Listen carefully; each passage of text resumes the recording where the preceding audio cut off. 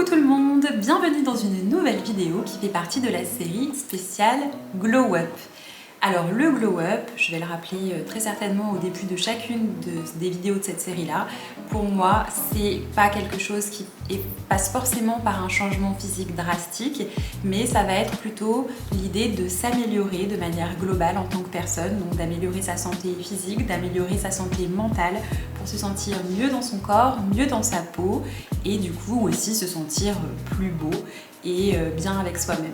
Donc aujourd'hui, je vais vous parler de qu'est-ce que je mets en place pour pouvoir améliorer ma façon de m'alimenter, en sachant que quand on s'alimente bien, il y a beaucoup de changements qui vont s'opérer en nous, parce que déjà la peau va être beaucoup plus belle, va être beaucoup plus claire, les cheveux vont être en meilleure santé, les ongles vont être beaucoup plus forts, les yeux vont être plus pétillants, donc ça va forcément se voir aussi à l'extérieur. Au niveau du ressenti personnel, on va se sentir avec une meilleure énergie, on va se sentir en meilleure forme physique au quotidien, donc forcément ça va avoir un impact sur nos interactions sociales. Quand on est de bonne humeur, quand on est en forme, on s'entend mieux avec les gens. Donc finalement, tout ce qui va se passer au niveau de l'alimentation et tout ce qui va se passer dans l'assiette, ça peut totalement améliorer en dehors de son mode de vie, on va dire son cadre de vie, sa vie de manière générale finalement. Aujourd'hui, je vais vous donner un petit peu les choses qui m'ont aidé, les astuces, les conseils qui m'aident encore aujourd'hui et qui m'aideront, j'espère, à l'avenir, parce qu'il faut que je tienne le coup, à améliorer ma façon de m'alimenter et de manger, tout en sachant que je ne suis pas nutritionniste, je ne suis pas diététicienne, je ne suis pas une professionnelle de santé non plus, je suis juste une personne qui fait de son mieux pour s'améliorer. Alors, au niveau de l'alimentation, il faut savoir que moi je suis assez feignante, donc cette vidéo-là pourra servir aux personnes qui sont feignantes aussi, mais qui ont quand même envie de prendre soin d'elles. Moi, il y a quelques temps, et il y a même très peu, parce que ça fait pas longtemps que j'ai pris la décision de prendre soin de moi, je mangeais super mal, soit j'allais grignoter des petits trucs qui traînaient chez moi, à savoir que chez moi, il y a quand même jamais de boissons sucrées, ça c'est pas du tout mon truc, il n'y a pas de paquet de gâteaux qui traînent, des choses comme ça. Ça peut arriver de temps en temps et quand ça arrive, je mange tout. Mais je mangeais quand même pas mal de mauvaises choses, soit à l'extérieur où je passais à la boulangerie et que j'allais prendre des viennoiseries, des trucs super sucrés, super gras, soit commander sur Uber Eats, enfin voilà, vraiment ça n'allait pas et j'ai décidé d'y remédier parce que j'ai envie de me sentir bien, j'ai plus envie d'avoir ces périodes-là où je vais me regarder, je vais dire ah j'ai des boutons, je comprends pas, mon teint est terne. C'est pas de chance en fait, c'est que moi-même je faisais pas en sorte d'être dans des bonnes conditions. Donc c'est ça qui m'a poussée à prendre cette décision-là de faire attention, de faire plus attention. Et comme je disais, j'ai la flemme de cuisiner, donc mes conseils ça va être assez rudimentaire, mais ça va plutôt être des conseils sur comment mieux manger sans faire trop d'efforts non plus. Donc dans mes problématiques au niveau de l'alimentation, problématiques entre guillemets, c'était effectivement la façon de manger, mais aussi le fait de m'hydrater. Et j'y arrivais pas, je me forçais à m'hydrater parce qu'on dit tout le temps il faut boire 1 à 2 litres d'eau par jour, voilà. Et pour moi c'était, des fois je pensais à boire, des fois pas forcément. Et donc du coup déjà la première chose que je fais, ma première petite astuce, c'est que j'ai ça, c'est une bouteille d'eau de 1 litre et comme ça à chaque fois que j'ai besoin de boire, je bois dans cette bouteille là. Même si je vais faire mes tisanes ou quoi, j'utilise l'eau de la bouteille. Donc celle-ci c'est pas la bouteille idéale, il faut que je la change parce que je vous déconseille de boire dans des bouteilles en plastique parce qu'on peut retrouver un peu de microparticules de plastique, donc c'est vraiment pas terrible. Mais il faut que j'investisse soit dans une jolie bouteille en verre pour mettre à la maison, soit dans un thermos ou autre chose pour quand je suis dehors. Mais en tout cas, le fait d'avoir une certaine jauge et de voir ce que je bois, ça me permet à la fin de la journée de savoir si j'ai suffisamment bu ou pas. Voilà, si je me suis suffisamment hydratée.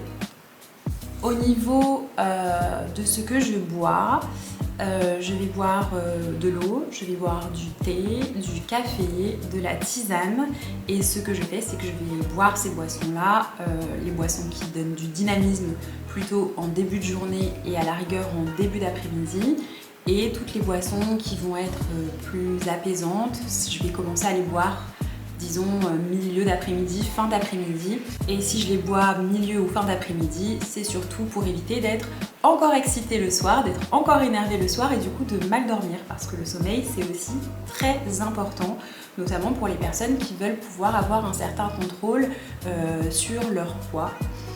Parce que quand on dort mal, même si on fait de notre mieux pour bien manger, des fois ça peut jouer énormément sur le stress et donc ça peut jouer sur le poids. Parce que des fois on va faire tout ce qu'il faut pour aller bien, pour bien manger et on va pas comprendre pourquoi est-ce que ça se passe pas forcément bien pour nous, pour les personnes qui veulent perdre du poids, parce que le stress peut faire grossir. Voilà, c'est un élément qui est très important.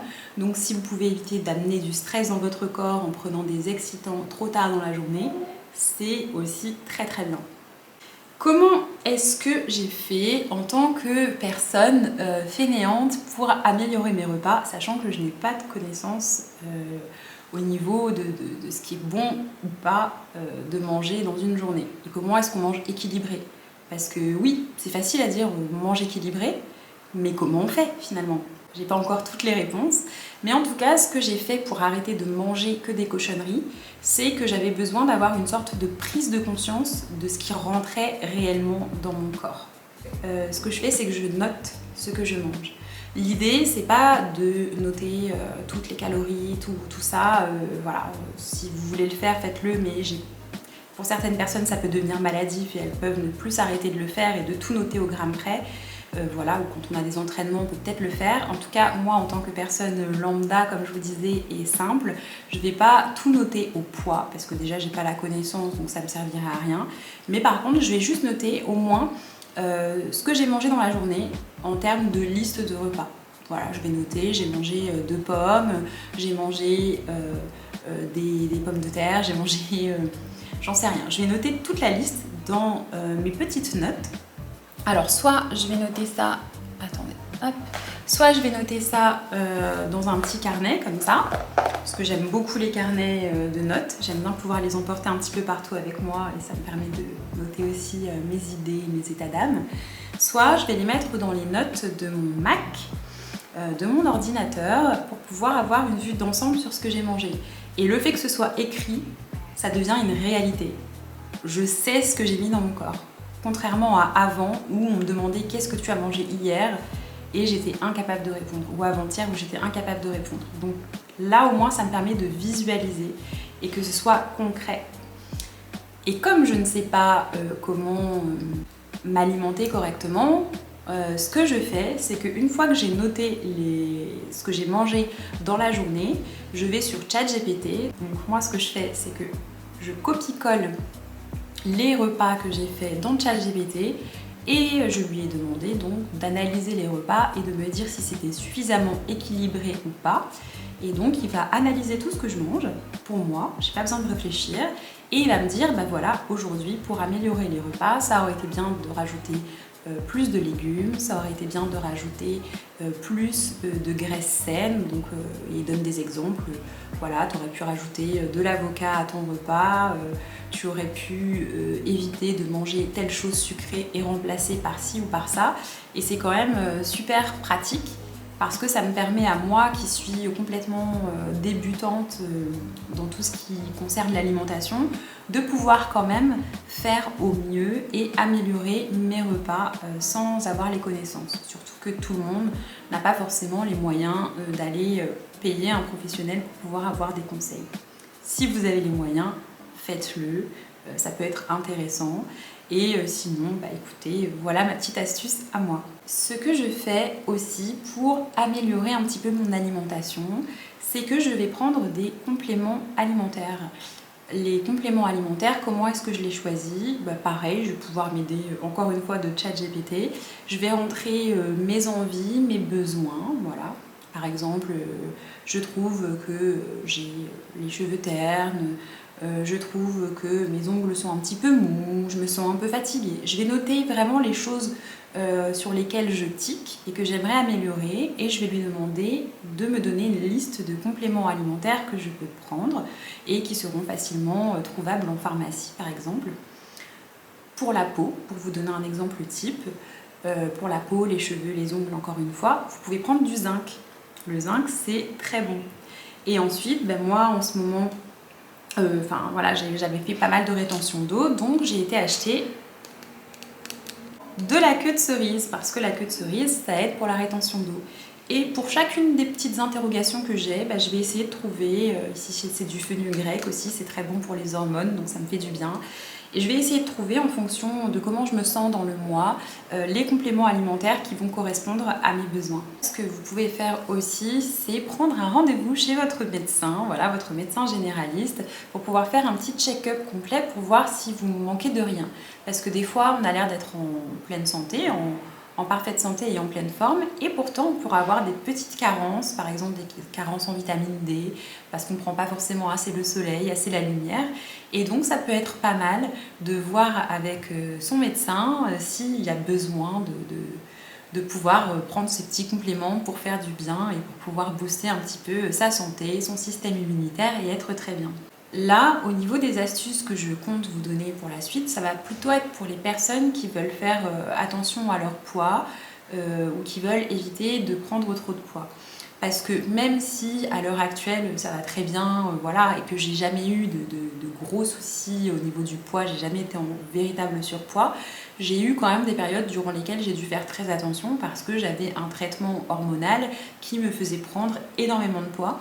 Je prenais plus d'1 kilo par semaine en faisant hyper attention à ce que je mangeais. Donc vous imaginez bien que en 1 mois et demi, j'étais déjà à un peu plus de 6 kilos de pris en faisant attention. Donc j'ai dû moi-même prendre soin d'éviter tous les excès pour pouvoir rester en pleine forme et ne pas justement passer de la prise de poids au surpoids, en sachant que je ne suis pas non plus très très grande, je fais 1m65, donc c'est pas petit, mais disons que 8 kg sur 1m65, c'est pas 8 kg sur 1m70, 1m75, donc voilà, il fallait quand même que je fasse attention. Donc j'ai mis en place des petites astuces pendant cette période-là qui peuvent toujours me servir.